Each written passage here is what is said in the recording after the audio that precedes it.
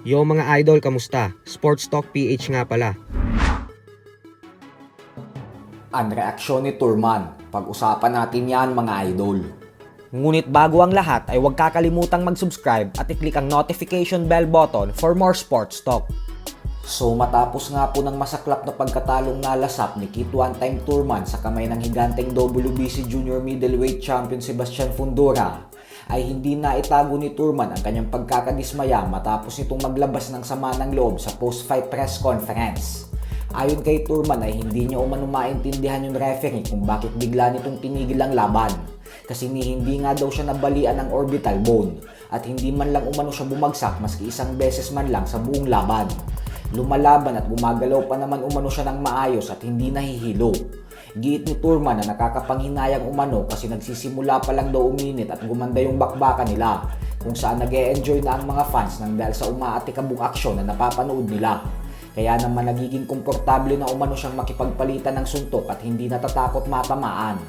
Porket umano si Fundora yung nagmumukhang agresibo at umaatake ay inakala ng referee na nabubugbog na siya nito.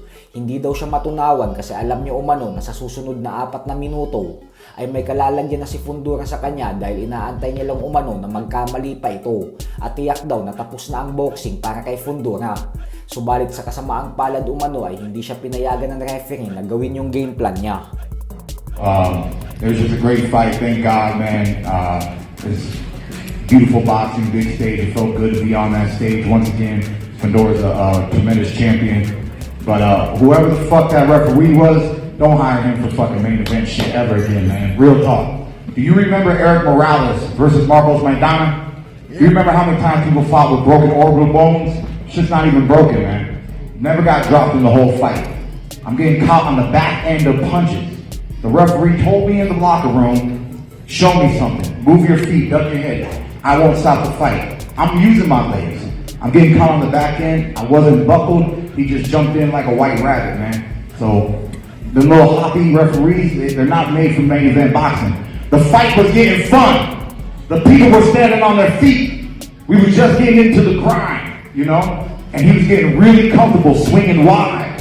Swinging big, swinging wide. Because he's young, because he trains hard, he put that press. Because he's a volume puncher. He put that press, and the referee reacted to that, you know? Ganun pa man mga idol ay baka hindi lang talaga matanggap ni Turman ang masakit na katotohanan na nawasak siya ni Fundora.